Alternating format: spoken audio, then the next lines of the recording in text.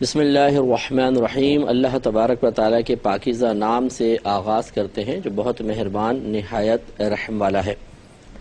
اللہ کے فضل و کرم سے بخاری شریف کی احادیث پر درس کا سلسلہ جاری و ساری ہے، اور پچھلے پروگرام میں ہم نے 78ویں حدیث پر کلام کیا تھا، جس میں حضرت موسیٰ علیہ السلام اور خضر علیہ السلام کا طویل واقعہ تھا، لیکن پورا واقعہ چونکہ یہاں ذکر نہیں ہوا تھا، قرآن میں مذکور ہے، تو ہم نے پوری تفصیل کے ساتھ اس قرآنی واقعے کو بھی یہاں ذکر کر دیا تھا تاکہ اچھی طرح اس چیز کو سمجھنے کا موقع مل جائے۔ آج انشاءاللہ اس سے آگے چلتے ہیں اور 79 نمبر حدیث پاک انشاءاللہ عرض کریں گے، اور اس میں حضرت ابو موسیٰ رضی اللہ تعالی عنہ نے نبی کریم صلی اللہ علیہ وسلم سے ایک بہت ہی پیارا مضمون نقل کیا ہے۔ اس کی پہلے باب دیکھیں، امام بخاری رحمۃ اللہ علیہ نے باب باندھا ہے، باب فضل من علم وعلم، اس شخص کی فضیلت کا باب جس نے علم سیکھا اور سکھایا۔ اس کا مطلب یہ ہوا کہ علم سیکھنا بھی بڑا افضل ہے اور سکھانا بھی بہت ہی افضل اور اعلیٰ عمل ہے، اور نبی کریم صلی اللہ علیہ وسلم نے اس کے بارے میں آگے حدیث میں خصوصی طور پہ کلام فرمایا اور فضیلت ذکر کی ہے۔ لہذا ابو موسیٰ رضی اللہ تعالی عنہ نقل کرتے ہیں کہ نبی کریم صلی اللہ علیہ وسلم نے ارشاد فرمایا کہ اللہ تعالی نے مجھے جو ہدایت اور علم دے کر بھیجا ہے، اس کی مثال اس کثیر بارش کی طرح ہے جو کسی زمین پر برسے۔ تو بارش جب برستی ہے تو آپ کو پتہ ہے کہ وہ انتہائی نافع ہوتی ہے، تو گویا کہ نبی کریم صلی اللہ علیہ وسلم نے اپنے علم کو ایک اور جو ہدایت دے کر اللہ تعالی نے بھیجا اسے بارش سے تعبیر فرمایا۔ پھر ارشاد فرمایا کہ پس بعض زمینیں زرخیز ہوتی ہیں جو پانی کو قبول کرتی ہیں اور خشک چارہ اور زیادہ تر گھاس اگاتی ہیں، اور بعض زمینیں بنجر ہوتی ہیں جو پانی کو روک لیتی ہیں، پس اللہ تعالیٰ اس سے لوگوں کو نفع دیتا ہے، وہ اس پانی کو پیتے ہیں اور اپنے مویشیوں کو پلاتے ہیں اور اس پانی سے کاشتکاری وغیرہ کرتے ہیں۔ اور بارش بعض اس قسم کی زمینوں پہ برستی ہے جو چکنی ہوتی ہیں، نہ وہ پانی کو روکتی ہیں اور نہ سبزہ اگاتی ہیں۔ تو گویا کہ 3 طرح کی زمینیں نبی کریم صلی اللہ علیہ وسلم نے ذکر کی کہ جب بارش بعض زمینوں پہ گرتی ہے وہ زرخیز ہوتی ہیں، پانی جذب کرتی ہیں، پھر اس کے بدلے میں چارہ اگاتی ہیں جس سے لوگ استفادہ کرتے ہیں۔ دوسری قسم کی زمینیں شور زدہ جس کو ہم کہتے ہیں کہ وہ پانی کو اپنے اندر جمع تو کر لیتی ہیں لیکن وہ اس سے خود نفع نہیں اٹھاتی۔ ہاں یہ ضرور ہوتا ہے کہ لوگ پھر اس جمع شدہ پانی سے نفع اٹھاتے ہیں، مویشیوں کو پلاتے ہیں، اس پانی کو خود بھی صاف کر کے پیتے ہیں اور اسے کاشتکاری وغیرہ میں استعمال کیا جاتا ہے۔ اور تیسری قسم کی زمین وہ ہے جو نہ خود اس سے نفع اٹھاتی ہے اور نہ کوئی اور اس پانی سے نفع اٹھا سکتا ہے، کہ اس چکنی زمین پہ پانی گرتا ہے اور گرنے کے بعد ادھر ادھر ہو جاتا ہے، نہ وہ خود زمین اس سے استفادہ کرتی ہے، اور جس سے کیچڑ وغیرہ بن جاتا ہے، اس طرح کیچڑ بن جائے تو نہ وہ خود زمین نفع اٹھائے اور نہ کوئی دوسرا اس سے نفع اٹھا پائے۔ پھر نبی کریم صلی اللہ علیہ وسلم نے فرمایا کہ وہ مثال اس شخص کی ہے جو دین کی سمجھ یعنی فقہ حاصل کرے، اور اللہ تعالیٰ نے مجھے جو علم اور ہدایت دے کر بھیجا ہے وہ اس کو نفع دے، بس وہ پڑھے اور پڑھائے۔ یعنی پہلے والی مثال گویا کہ نبی کریم صلی اللہ علیہ وسلم نے الفاظ چونکہ یہی ہیں کہ یہ مثال اس شخص کی ہے، یا وہ مثال ذالک کا لفظ آیا، نبی کریم نے فرمایا کہ فذالک مثل من فقہ فی دین اللہ، یہ پہلی والی مثال اس شخص کی ہے جس نے دین میں سمجھ حاصل کی، اللہ تعالیٰ کے دین میں سمجھ حاصل کی۔ تو خلاصہ کلام یہ ہے کہ سرکار ارشاد فرماتے ہیں کہ یہ مثال اس شخص کی ہے جو دین کی سمجھ حاصل کرے، اور اللہ تعالیٰ نے مجھے جو علم اور ہدایت دے کر بھیجا ہے وہ اس کو نفع دے، پس وہ پڑھے اور پڑھائے، یعنی علم سیکھے اور سکھائے۔ تو گویا کہ پہلی جو زمین جس پہ بارش برستی ہے اس کو سرکار نے سب سے عمدہ قرار دیا، اور فرمایا کہ جیسے ایک زمین بارش کو قبول کرتی ہے، پھر چارہ اگاتی ہے، اس سے لوگ نفع اٹھاتے ہیں، اسی طریقے سے فرمایا کہ بعض اشخاص ایسے ہوں گے کہ جو میرے علم کو حاصل کریں گے، خود بھی اس سے استفادہ حاصل کریں گے اور دوسروں تک اس کو پہنچائیں گے تو لوگ بھی اس سے نفع حاصل کریں گے۔ اور فرمایا کہ یہ اس شخص کی مثال ہے جو اس ہدایت کی طرف توجہ نہ دے اور اللہ تعالیٰ کی اس ہدایت کو بالکل قبول نہ کرے جس کے ساتھ مجھے بھیجا گیا ہے۔ یعنی باقی دو کی مثال جو اگلی زمین نے بیان کی کہ دوسری زمین سرکار نے بیان کی تھی کہ جو بارش سے خود نفع نہیں اٹھاتی لیکن دوسرے اس سے نفع اٹھاتے ہیں، اس کی مثال سرکار نے ایسی دی کہ وہ ایسا شخص ہے جو اس ہدایت کی طرف توجہ نہ دے جس کو اللہ تعالیٰ نے مجھے دے کر بھیجا ہے، گویا کہ وہ خود توجہ نہیں دیتا اور دوسرے لوگ اس توجہ دے کر اس سے فائدہ اٹھا لیتے ہیں۔ اور تیسرا سرکار نے فرمایا کہ اور اللہ تعالیٰ کی، اور تیسرا شخص وہ ہے سمجھ لیں کہ اللہ تعالیٰ کی ہدایت کو بالکل قبول نہ کرے جس کے ساتھ رب کریم نے مجھے بھیجا ہے۔ یہ وہ لوگ ہیں جو نبی کریم صلی اللہ علیہ وسلم سے نہ علم حاصل کریں نہ ہدایت حاصل کریں، چنانچہ نہ وہ خود فائدہ حاصل کرتے ہیں نہ ان کے ذریعے کوئی اور فائدہ حاصل کرتا ہے۔ تو اس حدیث کا خلاصہ یہ ہے کہ نبی کریم صلی اللہ علیہ وسلم کی اکثر عادت کریمہ ہے کہ آپ بعض اوقات، بلکہ اکثر ایسی ہوتا ہے کہ آپ دنیاوی حصی مثالوں سے کوئی بات سمجھاتے ہیں، اور یہ بڑا نفیس طریقہ ہوتا ہے، پہلے بھی ہمارا اس پر کلام ہو چکا ہے کہ یہ بڑا مؤثر طریقہ ہوتا ہے۔ اگر کوئی بیان کرنے والے ہیں، مبلغ ہیں، مقرر ہیں، واعظ ہیں، اسی طرح ٹیچرز جو ہیں وہ بھی اگر کوئی بچوں کو بات سمجھاتے ہوئے دنیاوی روزمرہ کی مثالیں پیش کریں گے تو بہت جلدی بھی سمجھ میں آتا ہے، اچھے انداز سے سمجھ میں آتا ہے، اور اسٹوڈنٹس کی توجہ یا عوام کی توجہ بھی پوری اس طرف مبذول ہوتی ہے، اور سننے والے اس چیز کو کافی عرصے تک اس مثال کی وجہ سے یاد رکھنے میں کامیاب ہو جاتے ہیں۔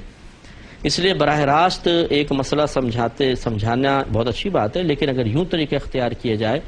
کہ اس مسئلے کو سمجھاتے ہوئے ایک دنیاوی مثال بھی شامل کر دی جائے تو الحمدللہ بہت عرصے تک نہ صرف مسئلہ یاد رہے گا بلکہ ہمارے سامنے بیٹھے ہوئے لوگ اس مسئلے کو سیکھتے ہوئے، اس علمی بات کو سیکھتے ہوئے بوریت محسوس نہیں کریں گے۔ تو نبی کریم صلی اللہ علیہ وسلم کی سنت کریمہ کے مطابق ہمیں چاہیے کہ نیت کے ساتھ بعض اوقات اپنی بات سمجھاتے ہوئے مثال، دنیاوی مثال کے ساتھ سمجھائیں،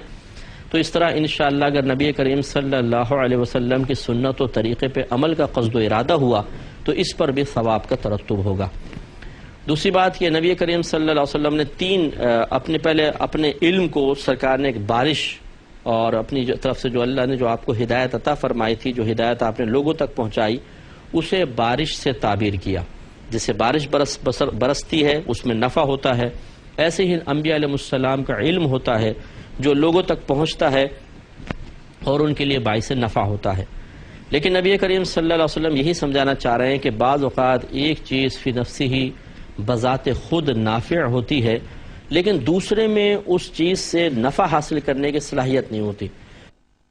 اور بعض ایسے ہوتے ہیں کہ جو بالکل صلاحیت رکھتے ہیں اور نفع حاصل بھی کرتے ہیں۔ اسی بات کو سمجھاتے ہوئے نبی کریم صلی اللہ علیہ وسلم نے بیان فرمایا کہ پہلی وہ زمین کہ جس پر وہ بارش برسے تو اس کے پانی کو جذب کرے اور پھر چارہ اگائے۔ اس کو سرکار صلی اللہ علیہ وسلم نے گویا کہ بیان فرمایا کہ وہ اشخاص ہیں کہ جو میرے علم کو حاصل کریں، میری طرف سے ہدایت کو حاصل کریں، اس سے کما حقہ فائدہ حاصل کریں، اور پھر اس علم کو، اس ہدایت کو دوسروں تک پہنچائیں۔ یہ گویا کہ سب سے بہترین زمین، اور جب اس کی مثال ہم یعنی اس کو بطور مثال ایک شخص کے لیے بیان کر رہے ہیں کہ جو نبی کریم صلی اللہ علیہ وسلم کی طرف سے ہدایت کو قبول کرتا ہے، تو گویا کہ وہ شخص بھی سب سے بہترین شخص ہے۔ دوسری مثال ایسی زمین کی جو خود تو پانی جذب کرتی ہے لیکن پانی سے نفع نہیں اٹھاتی ہے، شور زدہ سی زمین ہوتی ہے، نمکین جس کو کہتے ہیں، وہ تو اس پانی سے جو گڑھوں کے اندر جمع ہو جاتا ہے، اس میں کنویں بھی کھودے جا سکتے ہیں، پانی نکل آتا ہے، تھوڑا کھارا نکلتا ہے لیکن پانی نکل آتا ہے۔ اس سے دوسرے لوگ نفع حاصل کرتے ہیں، زراعت میں استعمال کرتے ہیں، مویشیوں کے لیے استعمال کرتے ہیں، خود اپنے لیے اس کو مختلف کپڑے برتن دھونے کے لیے استعمال کرتے ہیں۔ اس طرح وہ زمین تو اس سے نفع حاصل نہیں کر سکتی لیکن دیگر لوگ نفع حاصل کرتے ہیں۔ یہ وہ لوگ ہیں کہ جو علم حاصل کرتے ہیں، نبی کریم صلی اللہ علیہ وسلم کی طرف سے ہدایت ان تک پہنچ جاتی ہے لیکن وہ اس سے خود کم حقہ فائدہ نہیں اٹھاتے، لیکن دوسرے ان سے سیکھ لیتے ہیں اور اس سے فائدہ حاصل کرتے ہیں۔ اس میں تمام وہ لوگ آ جائیں گے جو بے عمل لوگ ہیں کہ وہ علم سکھاتے تو ہیں لیکن خود اس علم کے تقاضے کے مطابق عمل نہیں کرتے ہیں، تو نتیجہ نکلتا ہے کہ خود تو ان کو اتنا کوئی نفع نہیں ہوتا، وہ خود بے عمل بھی رہتے ہیں، گناہوں پہ دلیر بھی رہتے ہیں، اور اللہ تبارک و تعالیٰ کی بے خوفی کے آثار بھی ان کی ذات میں بآسانی تلاش کیے جا سکتے ہیں، لیکن دوسرے ان سے سن کر بہت کچھ سیکھ رہے ہوتے ہیں کوئی متقی بنتا ہے، کوئی پرہیزگار بنتا ہے، کوئی حرام و حلال کی تمیز سیکھ لیتا ہے، کوئی گناہوں کو چھوڑ دیتا ہے، کوئی نیکیوں پہ استقامت پذیر ہو جاتا ہے۔ اسی قسم کے اشخاص کے بارے میں امام غزالی رحمۃ اللہ علیہ ارشاد فرماتے ہیں کہ وہ شخص بہت ہی بروز قیامت بہت ہی زیادہ حسرت اور پچھتاوے میں مبتلا ہوگا کہ اس کی وجہ سے ہدایت پا کر لوگ تو جنت میں چلے جائیں لیکن وہ اپنی بے عملی کی وجہ سے جہنم میں چلا جائے۔ تو سینکڑوں ایسے لوگ ماضی میں بھی گزرے ہیں کہ جن کے پاس علم آیا، دوسروں نے اس سے استفادہ حاصل کیا اور وہ علم کے چمکتے ہوئے آفتاب اور ماہتاب بن گئے، لیکن یہ شخص پیچھے رہ گیا بے عملی کی وجہ سے، اس علم پر عمل نہ کرنے کی وجہ سے، حتیٰ کہ موت نے اس کو آ لیا۔ تو یہ پہلے کے مقابلے میں اگرچہ کمتر ہے لیکن بہرحال پھر بھی کچھ نہ کچھ تو اس کا فائدہ ہے۔ اور تیسرا سرکار نے ارشاد فرمایا ایسی زمین جو بالکل چکنی قسم کی ہو کہ پانی کو جذب نہ کرے، پانی کو روکے بھی نہیں، پانی گرے اور پھسل کے غائب ہو جائے یا کیچڑ سی بن جائے، تو نہ اس زمین نے خود نفع حاصل کیا اور نہ کوئی اس زمین سے اس پانی کو حاصل کرنے کے سلسلے میں نفع حاصل کر سکا۔ یہ ان لوگوں کی مثال ہے جو نبی کریم صلی اللہ علیہ وسلم سے علم سیکھتے ہیں، پھر سیکھنے کے بعد ایک کان سے سنا اور دوسرے کان سے اس کو نکال دیا، نہ خود نفع حاصل کیا نہ دوسروں تک نفع پہنچنے دیا۔ تو اب آپ کو مجھے فیصلہ کرنا ہے، غور و تفکر کرنا ہے کہ ہم ان تین میں سے کس گروپ میں شامل ہیں۔ کیا ایسا ہوتا ہے کہ ہم نبی کریم صلی اللہ علیہ وسلم کی طرف سے علم اور ہدایت حاصل کرتے ہیں، پھر خود بھی اس پہ عمل کی سعادت حاصل کرتے ہیں اور دوسروں تک اس کو پہنچاتے ہیں تاکہ ہمارے لیے ثواب جاریہ ہو جائے؟ اگر ایسا ہے تو ہم آپ بہت ہی خوش قسمت ہیں اور آپ بہت ہی بڑے سعادت مند ہیں، اور اللہ تعالیٰ کی خصوصی کرم نوازی آپ پر جلوہ افروز ہے، رونق افروز ہے یا چھائی ہوئی ہے۔ دوسرے غور کریں کہ کیا ایسا تو نہیں ہے کہ ہم علم تو سیکھتے ہیں، اچھی باتیں بھی سیکھتے ہیں، لیکن عمل کرنے کو دل نہیں چاہتا، پھر ہم ان باتوں کو دوسروں تک تو پہنچا دیتے ہیں بڑے مستحکم لہجے کے ساتھ، بڑے اچھے انداز سے بتاتے ہیں ہم نے فلاں عالم سے یہ سنا، ہم نے فلاں کتاب میں یہ پڑھا، یا بچوں کو بتاتے ہیں، اسٹوڈنٹس کو بتاتے ہیں، لیکن خود بے عمل رہ جاتے ہیں۔ اگر ایسا ہے تو پہلے کے مقابلے میں یقیناً کمتر ہیں، توجہ کرنی چاہیے اور پہلے والے مقام کو حاصل کرنے کے لیے محنت کرنی چاہیے، لیکن بہرحال یہ پہلے کے مقابلے میں کمتر لیکن تیسرے کے مقابلے میں بہتر ضرور ہے۔ اس میں ہمیں امپرومنٹ کی کوشش کرنی چاہیے کہ ہم خود اپنے بارے میں غور کریں کہ اگر میں خود عمل نہیں کروں گا تو صرف بات کو آگے پہنچا دینا میرے لیے مکمل طور پہ نفع کا باعث نہیں بنے گا، کیونکہ شریعت نے دو چیزوں کا ہمیں مکلف بنایا ہے، ایک علم سیکھنے سکھانے کا اور دوسرا خود اس پر عمل کرنے کا۔ لہذا نبی کریم صلی اللہ علیہ وسلم نے ارشاد فرمایا بلغوا عنی ولو آیا، میری طرف سے پہنچا دو اگرچہ ایک ہی آیت ہو۔ یہ تبلیغ کا حکم دے دیا کہ پہنچاؤ آگے، جو کچھ سیکھا اس کو آگے پہنچاؤ، سکھانے کا جس کو تعلیم کہتے ہیں، تعلیم کا حکم دے دیا۔ اور جو ارشاد فرمایا کہ طلب العلم فریضۃ علی کل مسلم، علم کا حاصل کرنا ہر عاقل بالغ مسلمان مرد و عورت پر فرض ہے، یہ تعلم کی طرف اشارہ ہے۔ تعلم مین سیکھنا، علم سیکھنا، اور تعلیم کا مطلب ہوتا ہے علم سکھانا۔ تو آپ نے لفظ سنے ہوں گے تعلیم و تعلم، تو تعلیم معنی سکھانا ہوتا ہے اور تعلم کا مطلب سیکھنا ہوتا ہے۔ تو گویا کہ نبی کریم صلی اللہ علیہ وسلم کی ان دونوں حدیثوں کو دیکھ لیں، طلب العلم فریضۃ علی کل مسلم یہ تعلم کی طرف اشارہ ہے، اور بلغوا عنی ولو آیا یہ تعلیم کی طرف اشارہ ہے۔ تو ہمیں ان دونوں چیزوں کو اختیار کرنا چاہیے اور کرنا پڑے گا۔ اس کے ساتھ ساتھ پھر عمل بھی ہے۔ نبی کریم صلی اللہ علیہ وسلم نے ارشاد فرمایا کہ ایک شخص ہوگا جس کو جہنم میں ڈالا جائے گا تو اس کی آنتیں باہر نکل آئیں گی اور وہ ان کے گرد اس طرح گھوم رہا ہوگا جیسے چکی کے گرد گدھا گھومتا ہے۔ تو لوگ اس کے پاس کچھ جمع ہوں گے اور کہیں گے کہ بھائی تم یہ جہنم میں کیسے آ گئے، تم تو ہمیں واعظ و نصیحت کیا کرتے تھے، ہمیں اچھی باتوں کی طرف بلاتے تھے۔ تو وہ جواب میں کہے گا کہ میں کہتا تو تھا لیکن خود اس پر عمل نہیں کرتا تھا، تو اس وجہ سے یہ انجام ہوا۔ تو معلوم یہ ہوا کہ دیکھیں عمل جو ہے 5 طرح کا ہوتا ہے، ویسے تو 6 ہوتے ہیں لیکن 5 قابل ذکر ہے وہ ہم لے لیتے ہیں۔ ایک فرض ہے، دوسرا واجب ہے، پھر سنت موقدہ ہے، پھر سنت غیر موقدہ ہے، اور اس کے بعد مستحب ہے۔ فرض، واجب، سنت موقدہ یہ 3 اعمال تو کرنے ہی ہوں گے کیونکہ ان کے ترک پر انسان گناہگار ہو سکتا ہے۔ فرض پہ تو فرض کو ترک کیا گناہ کبیرہ کا مرتکب ہوگا، واجب کو ترک کیا گناہ صغیرہ کا مرتکب ہوگا، لیکن بار بار کرتے رہے تو یہ بھی گناہ کبیرہ بن جاتا ہے، اور سنت مؤکدہ کو ترک کرنا